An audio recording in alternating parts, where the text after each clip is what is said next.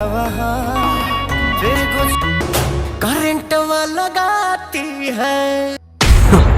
अरे गजब, दोनों गानों ने धूम मचा रखा है और इन गानों को केवल भोजपुरी सुनने वाले ही नहीं बल्कि पूरे विश्व के लोग पसंद कर रहे हैं। और हाँ, एक बात पहले भी मैं बोला था ना कि कोई भी इंसान अपने नाम से नहीं अपने काम से जाना जाता है। नहीं तो पवन और खेसारी नाम के बहुत लंडूर आपके आसपास घूम ही रहे होंगे, फिर उनकी कहानी अभी तक क्यों नहीं बनी। लेकिन कई लोग जो अपने आप को फैन बताते हैं कि मैं पवन सिंह या फिर खेसारी लाल यादव का फैन हूँ, और ये चीज को दिखाने के लिए ये अपनी माँ बहनों तक की गाली सुनते हैं या फिर गाली सुनाते भी हैं। मैं वैसे इन गांडुओं को बताना चाहता हूँ कि बनना है ना तो संगीत का फैन बनो, और इन्हीं चूतियों के कारण दूसरे लोग भोजपुरी को भला बुरा कहते हैं। अरे यार चलो जाने दो, इनकी यही कहानी है। ये लोग चूतिया हैं और चूतिया बनती ही करते रहेंगे।